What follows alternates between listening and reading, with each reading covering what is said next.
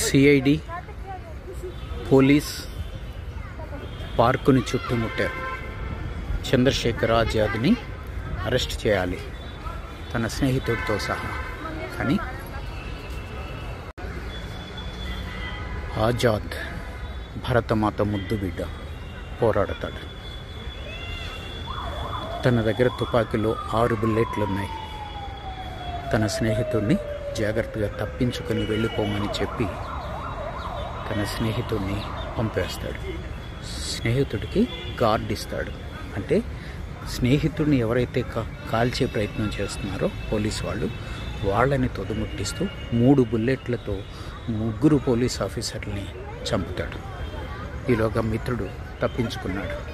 కానీ తను ఈ చెట్టు చాటు నుంచి కాల్పులు జరుగుతున్న చంద్రశేఖర్ ఆజాద్కి చాలా దెబ్బలు తగిలేస్తాయి.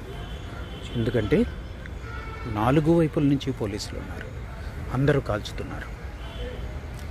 అప్పటికే చాలా దెబ్బలు తగిలేసినాయి. మిత్రుడి మీద కాల్పులు జరుపుతున్న ఆ సిఐడి ఆఫీసర్ ఎవరైతే నాయకుడున్నాడో,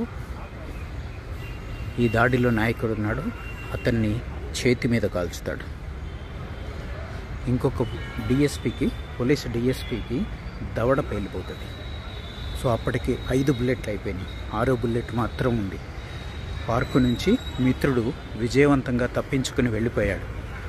ఇప్పుడు తన పేరే ఆజాద్గా చెప్పుకున్న చంద్రశేఖర్, నేను ప్రాణాలతో శత్రువుకి దొరకను, నా పేరే ఆజాద్ అనే నినాదాన్ని మరొక్కసారి చెప్పుకొని ఆఖరి బుల్లెట్తో తన ప్రాణాలని తీసుకుని ఆత్మ బలిదానం చేసుకుని భరతమాతకి గొప్ప వీరపుత్రుడుగా నిలిచిపోయాడు. అదే చోట ఈ స్మారకం నిర్మించడం జరిగింది. ఇదే చెట్టు చాటు నుంచి ఆ యుద్ధం జరిగింది. ఇలాంటి ఎంతోమంది మహానుభావులు ఆత్మ బలిదానం చేసుకుంటే మనకు ఈ స్వాతంత్ర్యం దక్కింది. భారత్ మాతాకి జై. ఇది ఈ పార్క్ ఆల్ఫ్రెడ్ పార్క్గా పిలువబడేది బ్రిటిష్ కాలంలో. ఇప్పుడు చంద్రశేఖర్ ఆజాద్ పేరు మీదుగా ఈ పార్కు పిలువబడుతుంది. ఇది ఆయన స్మృతి చిహ్నంగా ఉంది. చంద్రశేఖర్ ఆజాద్ ఆత్మ బలిదానం చేసుకున్న ప్రదేశాన్ని చూడడం, ఇక్కడ వారికి నివాళులు అర్పించడం, కాసేపు కళ్ళు మూసుకొని కూర్చుంటే ఆజాద్ చంద్రశేఖర్ యొక్క ఆత్మతో మాట్లాడుతున్నట్టు భావం కలగడం నా అదృష్టం.